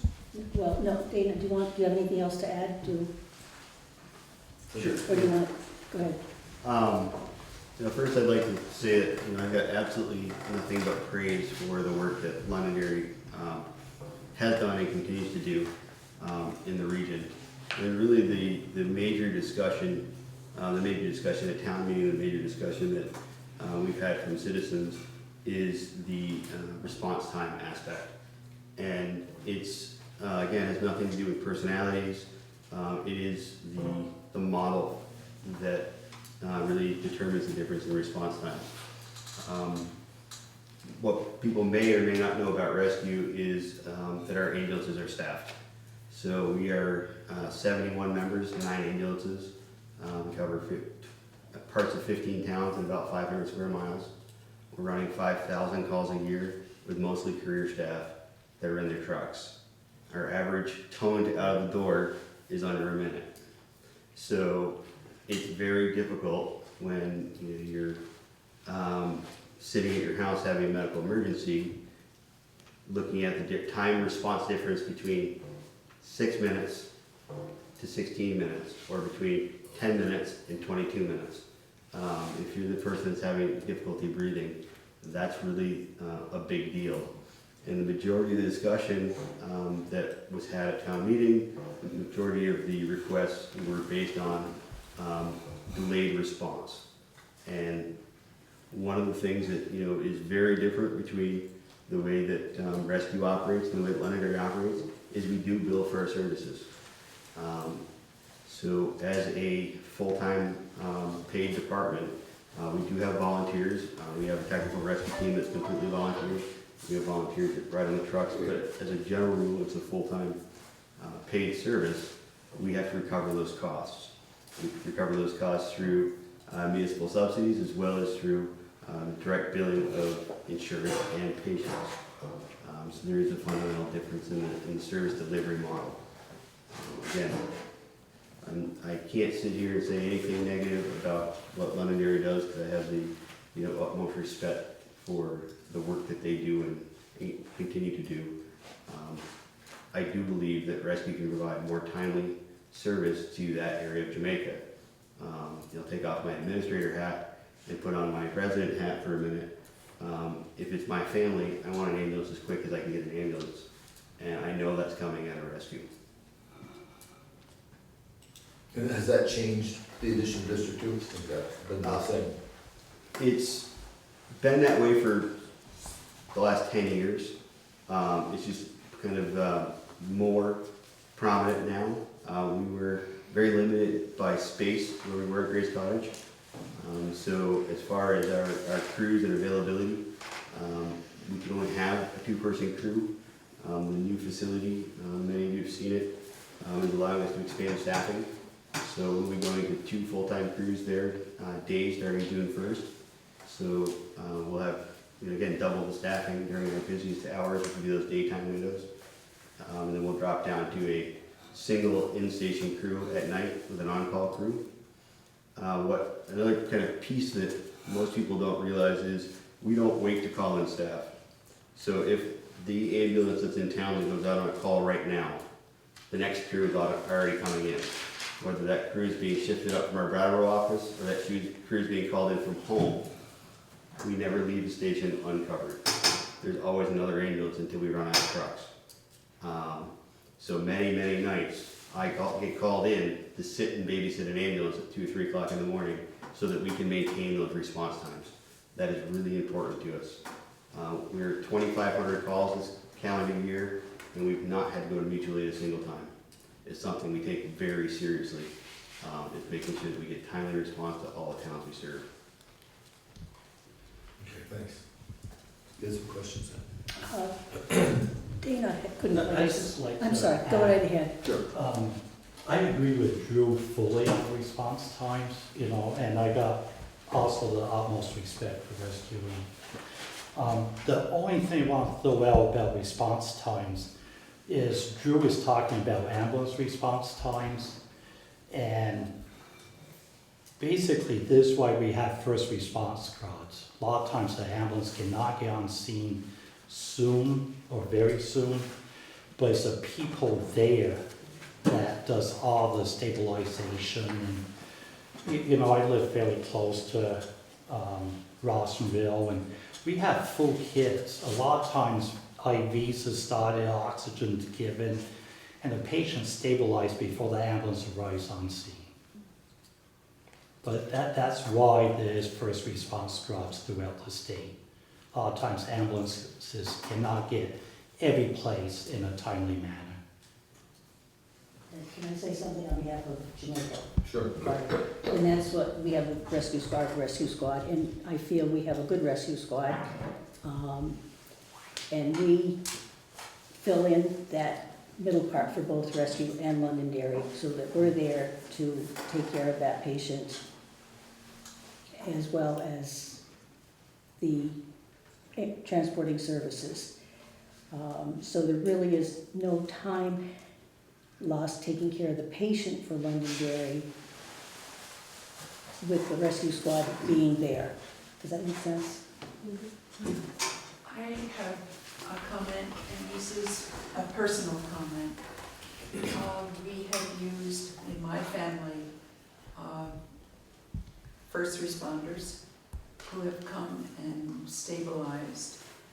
And I have sat there waiting because the call came in that Londonderry was busy with another group and that we had to wait. And even though the first responders were there doing what they needed to do to stabilize. As the person, not the select board person, but the person sitting there wanted to be able to get down to Grace Cottage as quickly as possible. And it was tough sitting there waiting for Londonderry. And yet I also know that Londonderry does a very good job. But that response time as a person using the services was really a tough thing. Your Rescue Inc. does Turkey Mountain Road. Rescue Inc. does Turkey Mountain Road. Yes, I know. No, at Londonderry was coming. On Turkey Mountain Road? Yes, it was. Well, things happen. Not to repeat myself, but what happens if this was implemented? To Londonderry and Rescue Inc. It's not who gets there first, you have to yield to Rescue because that's their coverage? How does all that work? If this happens, Londonderry wouldn't even be toned out. It would require a change of the run cards, because whoever dispatches it, what Keene says go is the one to go, and they have the incident. And Keene right now, when I talked to them today, the victim doesn't get a chance to vote on who's coming. It's predicated on the response cards as they're drawn out, and they're drawn out geographically. Does that answer your question? And so if we were to change it, if they took over geographically, we'd have to rewrite the response card. Right. In which case, they would get the entire, according to this, they would get the entire area. To explain a little bit, one area of the town can only be covered by one ambulance service and toned out to the ambulance service. If that ambulance service is not available, it goes to what we call mutual aid. Right. And then it's backup ambulance, another ambulance service is toned and comes in. The fuzzy thing about that piece, if I can, is the difference between being available.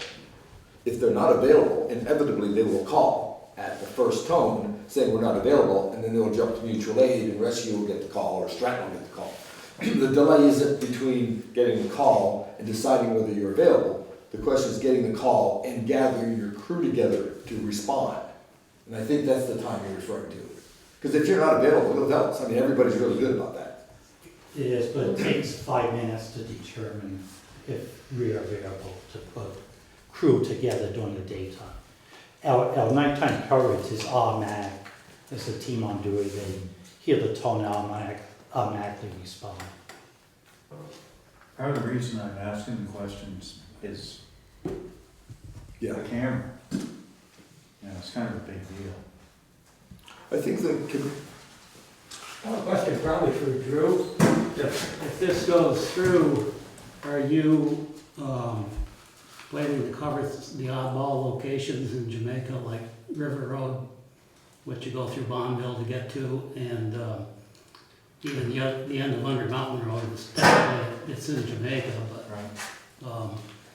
I mean, would you feel you're responsible to cover those areas, or? So if the town said they wanted us to cover the whole town, we would certainly cover every little nook and cranny. But there's also some common sense that applies. You know, we have other areas, like in Wardsboro, that you have to go halfway through Dover to get to. And, you know, we just work it out, and Deerfield Valley covers those pieces because it makes sense. So I would assume that that would apply here as well. Those are the places we switch plowing on. there's some tough spots to get to. I know where one is in Winterfell. It's the classic Vermont, you can't get that from here, Yeah. and that's a problem. So geographically, just pick the junction of 30 and 100 north is not quite centered between Rescue and Londonderry. I think Londonderry might be a hair closer by a mile or something to the junction. But if you consider Rescue's out the door in a minute or two, and Londonderry, even if they have a crew available, it takes them a while to get the truck, get there. If they don't have a crew available, it goes to retone, second retone, whatever, before mutual aid. By the time it gets to that point, rescue's probably on the scene.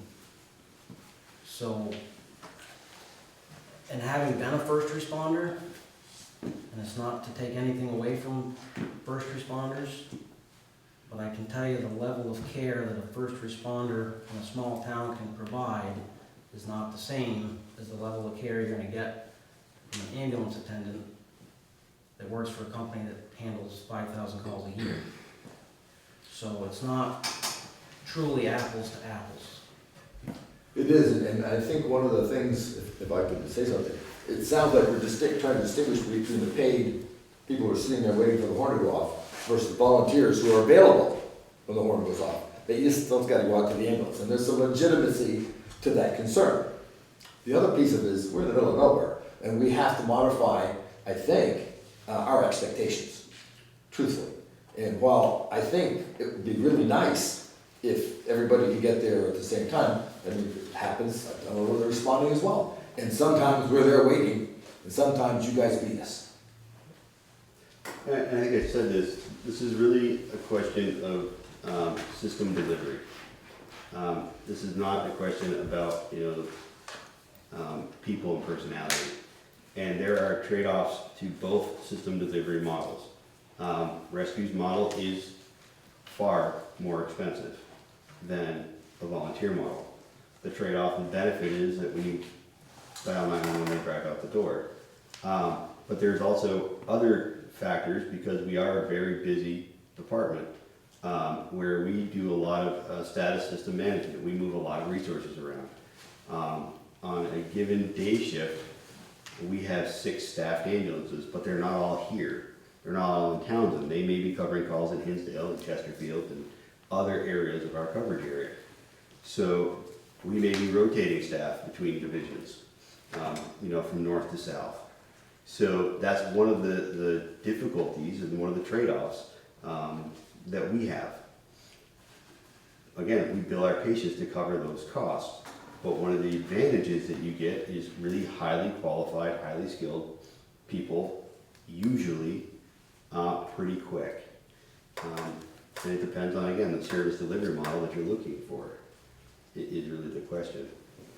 We can't say enough about the personnel that are involved on both sides. So Stuart, I have a question for you. Your comment you made about the first responders, us, Jamaica Rescue. You don't have faith in us, I take it.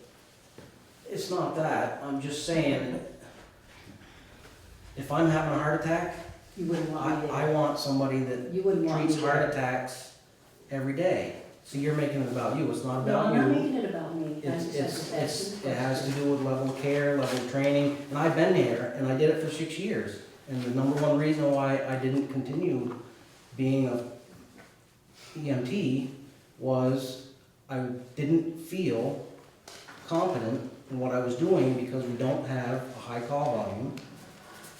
And the level of training for a volunteer department is just not the same I know, as that is true. someone that's paid and they're training a lot more, I guess I would say. So it's not, I'd rather have you come as have nobody come, absolutely. But you can't compare the level of care as apples to apples, it's not there.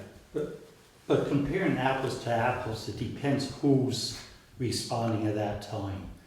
We got paramedics, that's ER nurses, critical care nurses. That, we carry complete kits to it. We carry AEDs. I got a heart monitor. We do the exact same care on scene before the ambulance gets there than the ambulance does, really. There's very, very low equipment we don't allow for our first responders carry. But it depends who shows up during that time or who's available.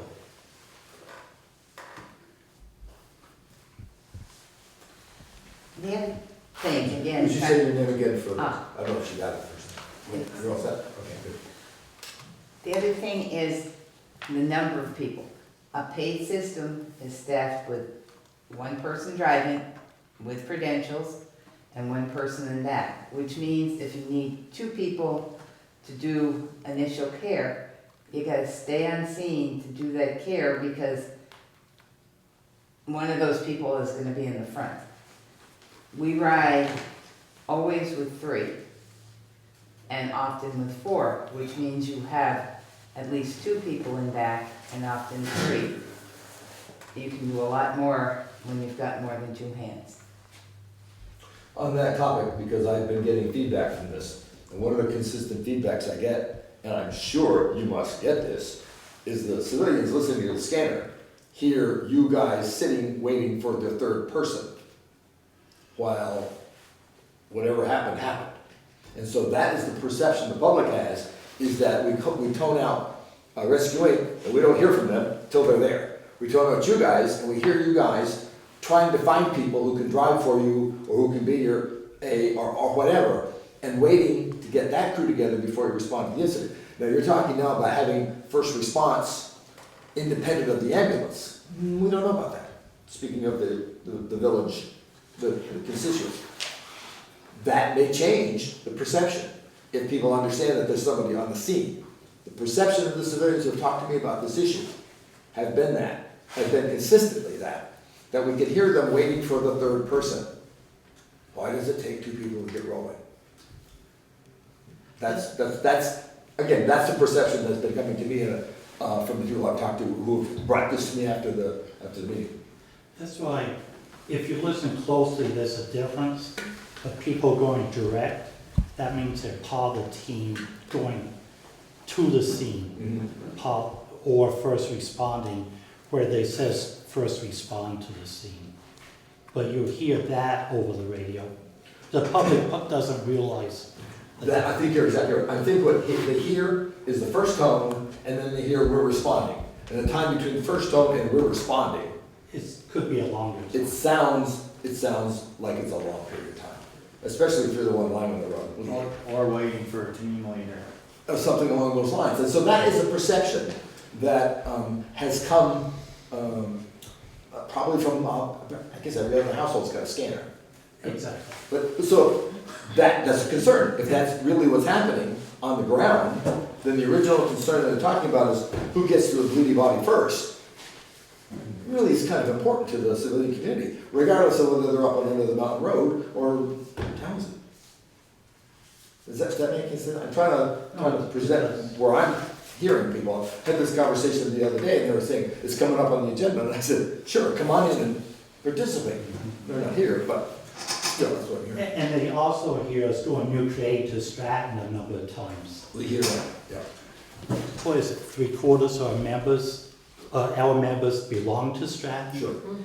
And Stratton cannot just send one of their members down. They have to be toned, and then they're paid and keep paying. If they says come down as a volunteer, but they wait for us to tone them and then they're paid. And there's all kinds of legal ramifications. I do understand that.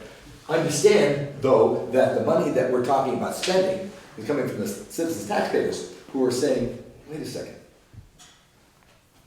for another $14,000 a year, we'll have somebody here 5 minutes sooner. It's And then they get billed. Right, it's 14,000 from the town, plus they get billed. Well, see, now that's a good point.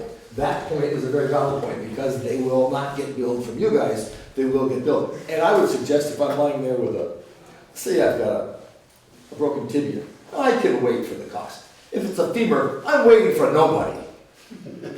Do you follow what I'm saying? I mean, it's a subjective call predicated on what's going on with my body parts at the moment. And we, as the keepers of the coffers, which is essentially what we're talking about here, are trying to weigh a very tough decision, because we've got really good people on both ends, and we have really good people who are coming to us saying, wait a second, that's a tough call, and I'm not sure the answer is going to be that easy. Is there a compromise in here that we're overlooking? Well, I'm sorry, before we go to that, you did have some questions. Dana had written some questions. I don't know if we should have, they're basically, I think, to be answered by maybe Rescue Inc., it seems like, or whoever wants to answer them. If you could answer them and just email them to me, and I'll get it back to the board, rather than going over each one and hashing it out until I think we midnight. already hashed over the Zone 10 question, I think that's under the Mountain Road question. And just wondering also, We'll address that, I think it makes Right. sense that if the only way to access it was under the Mountain Road, it would make sense. I think one of the questions was, would you take them to, Rutland, would you transport to Rutland, Bennington, Springfield Hospital? So, we transport to all the above hospitals. One of the big fundamental differences between a billing service and a non-billing service is we have to follow CMS Medicare regulations. So, we are required to take the patient to the closest appropriate facility for their medical condition.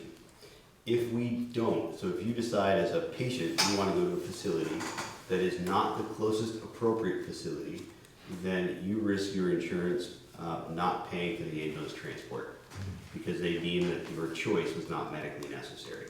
So we transport to all medically necessary facilities. I know it's a cop-out of an answer, but that's the legal answer. What's your position on that? We transport 40 to 50% of our patients to Springfield Hospital. The other 50, 60% goes to Grace Cottage, SVMC, or Rutland. We almost 95% respect where the patient wants to go, we transport there. The only difference is they're critical patients, either we fly them out or they go to the closest appropriate hospital.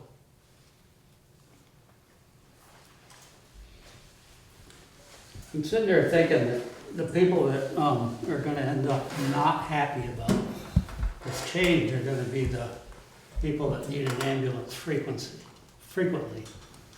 And I can't think of any in the Rossville area right now that we have like that, but we have had them in the past, where we're there every couple of weeks for free.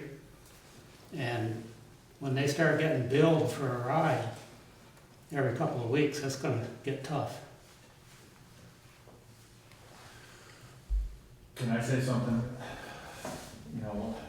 concerning the board?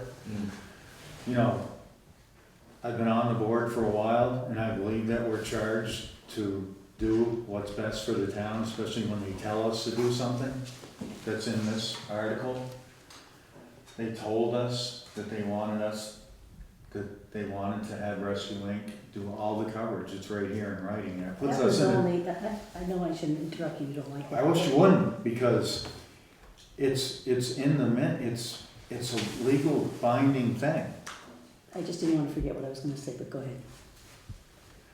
And, I can appreciate everyone being down here. I feel like I didn't expect all of this, to have to sort through all of these experiences and all the experience Londonderry has, and I know what Rescue has, because of what I've been told, but I have nothing to do with the fire department. But I think that we're gonna catch some grief from the town if we don't act on this as they instructed us to, unless I'm missing something here. All I was gonna say, this was at the end of the meeting, and we've got 900 voters, and there was only probably 50 there. I mean, I'm just saying that. That's another So scenario. we have That no wasn't idea. the scenario that I was involved in. I think I'd like to take it. That doesn't Under really make any consideration. difference. This was a legal time. It was legally.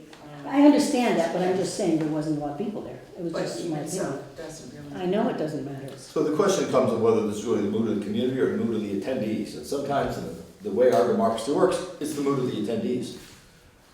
Back to this though, the way I read this, and I think you and I read it, same thing a little differently. I'm reading this as that the town has authorized the budget to include the extra 14,000. Not necessarily telling us how to spend that 14,000, just that is put in the budget. Because that's really all we did at that point, was put the money in the budget. So I'm reading this as a budget order to put that in the budget, jump the budget up to 800, whatever it was. We're still tasked, I believe, as a select board, with appropriately spending that money.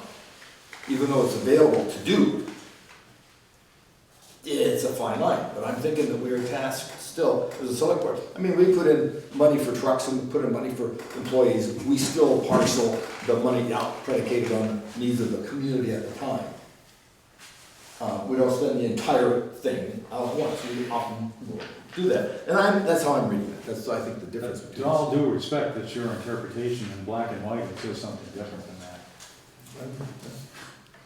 We should look at this. I'm not gonna look at it much longer. It's getting a little blurry.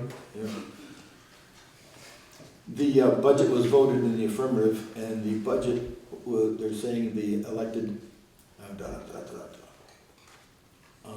the affirmative voice vote had to do with, these days elaborated on the services. The motion was to add 14,000 would be enough to answer the question. It was all about rescue coverage. It is, that's exactly what the point was all about, you're exactly right.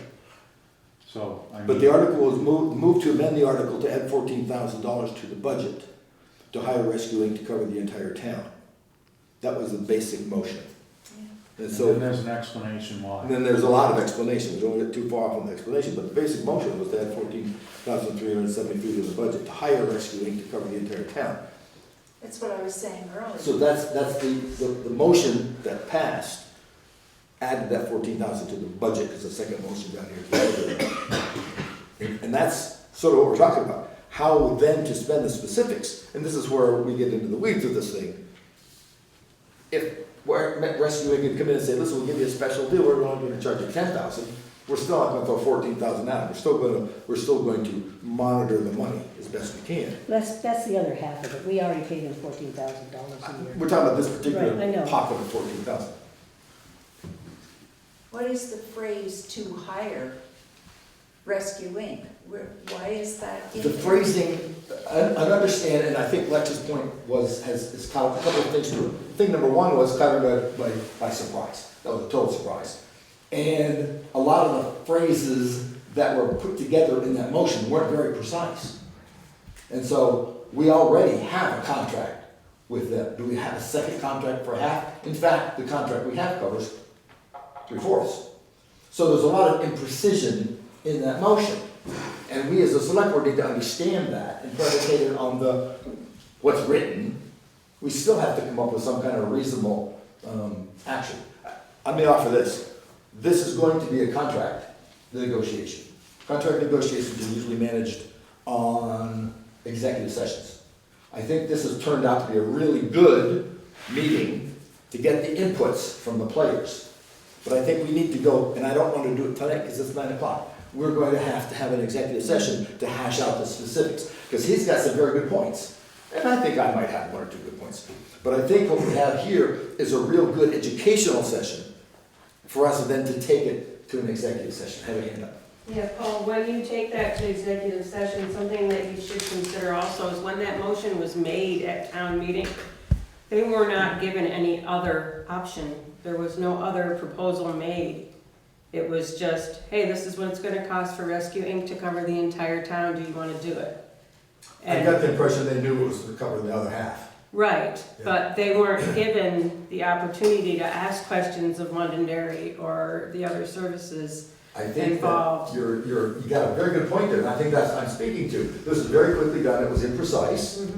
It certainly got the attention of the people who already had the attention of that topic, but everybody else is kind of thrown for a loop. But it certainly sounds good. But I think that we as a select board need to take that piece of information, the information we're gathering from this setting, and sit down with all of us and hash this thing out. I'm wondering if we need to have a lawyer look at that piece of paper.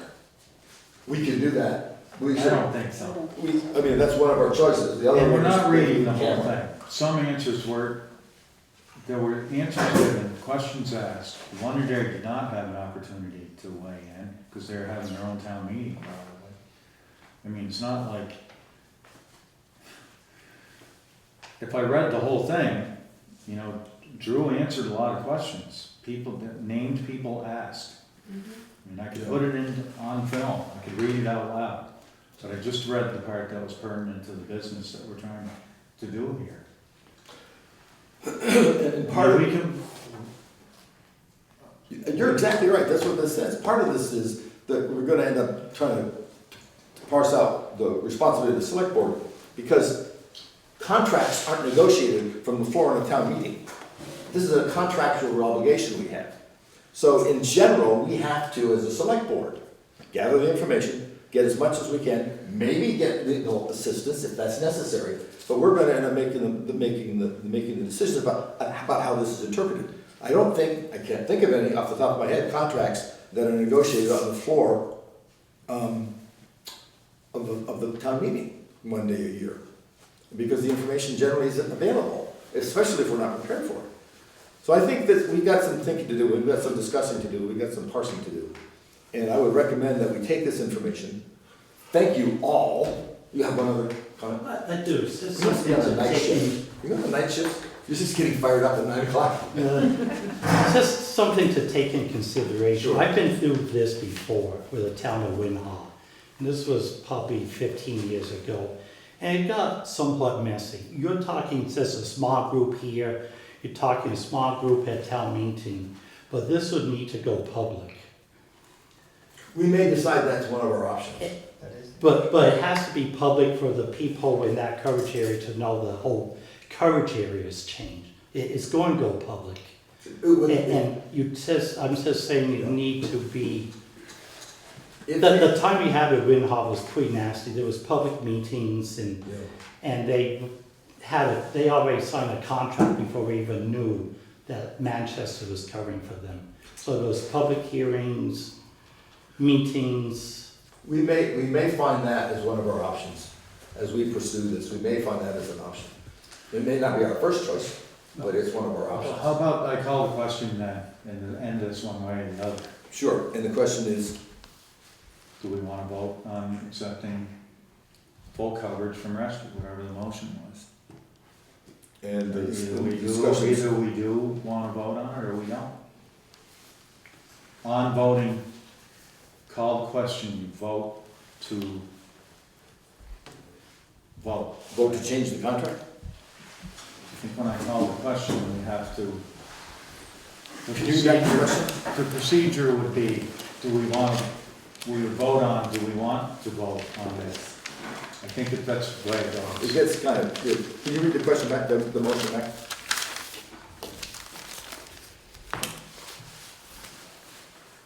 And a motion to discuss the authorization of the approximate $14,000 that was passed during the town meeting to hire Rescue Inc. to cover all of Jamaica. Which we did. So we have a second. So the question then is, are we, correct me if I'm wrong on this, we're now voting on whether we want to go forward with the change of contract. No, I think we're voting on whether we want to vote on this tonight. That's what calling the question Okay, is. so we're gonna say. Pretty sure. Yeah. In Robert's Okay, rules. Mr. Roberts. Yes, the motion's been made and seconded. Yes, all in favor of voting on this tonight? Voting on this tonight, That's or what we're talking voting the motion? Voting No, on- you're voting whether to vote. We're voting Pretty whether much. we're going to take this. We want to decide this tonight. Oh, okay, is that what That's the calling the motion is? question. Then Yeah. that's a new motion, correct? It's Calling a question is different than a motion, it's the same concept, in that we now get to decide whether we're going to pursue the motion. Bearing in mind, we don't have a full board either. We only need I know, but Sure. So the question, as you've discussed, calling the question. All in favor of, Of voting on the motion. all in favor of taking up the motion and voting on the motion tonight? Aye. aye. Aye. Any opposed? I'm not sure what I'm voting on, and you have confused me terribly. We're not, If this passes, we're gonna vote on whether we want to hire rescue for full coverage. okay, I abstain from this for now. In that case, we have two, and there's no tie, so I don't get to vote. So then the next question is, we need a motion to change the contract with, There is one already. But the contract doesn't include this 14,000. No, the new contract comes out in July. Exactly, but we'd have to change the existing contract. So that's what we're asking to do now. Now we've decided we're gonna vote on whether we're going to address the existing contract Okay. without having an executive session on the contract. I move that we have, the $14,000 and have Rescue Inc. cover the entire town with their services. Do we have a second? That motion's already. Once you vote to call the question and then that passes, then my motion comes up and you vote on that. Am I right about that? Is she not phrasing your motion correctly? Doesn't even need to make one. Well, look, what is your motion? I think What she's she read phrasing is your the motion. original one. Right. Which is what I basically said, Yeah. correct? Yes. Yeah, she's rephrasing, she's just saying, she's making a motion, so you didn't need to make a motion. Okay. So the question then, are we going to take a vote tonight on changing the contract, as she said, for that $14,000? All in favor of voting tonight on this contract? Say aye. We already did that. We're voting on actually doing it. That's what I'm saying. Yeah. Yeah. No, we're voting on whether Rescue Inc. is going to be having the extended coverage with the $14,000. Technically, he just brought up the question of looking at it. We haven't got to that stage yet. I thought we voted that. Well, let's, we voted to get back to this question. Okay. This is why Robert committed suicide, by the way. No. Now, what would happen if Paul is, we're voting on the original motion. And the original motion you made says, It was to discuss it. discuss it, which we did. Yes. And you made the motion so that we would go past motion and second, so we could open up a discussion. All right, so we've discussed it. Right. So are we now going to vote to discuss it? No. No. So what are we going to vote in? to? Or out. That's what she's saying. So that's why she's making the new motion. You made a motion for discussion, she's making We a motion discussed it. for a vote. And she's making the motion for the vote. Is that right? Mhm. If you want to get technical. We get a little bit late to get technical, but we have technical rescue. Help. So the motion, Motion is that we vote on having Rescue cover the entire town of Jamaica, and that the additional cost will be $14,000. let me get the numbers. Second. We have a second. Any further discussion? Hearing none. All in favor of having Rescue Inc. This Can I contract? add some discussion? Oh, discuss away, please. I know you're not gonna go, nobody will go along with it, but I think this needs a little bit further thinking. This is a very important change that that is being requested from us. But that's up to the board. And the discussion? I would agree with you. Discussion. All in favor of Judy's motion to amend the contract to have Rescue Inc. cover the entire town of Jamaica, say aye. Aye. Aye. Any opposed? No. And we are missing a member. That's not quorum, is it, two? One opposed? You only need to quorum of bodies. So it's You 2 gotta to 1 break the against tie. it. There is no tie. There's no tie. Two is quorum? No, the quorum is the number of bodies here. We need 3. We have 4. We have quorum, So we can legally vote on doing this. right, Does that change your vote? and it's 2 to 1. Correct? It is now, but I'm looking at his face and suggesting that maybe he had Yeah, another but idea. That's been made.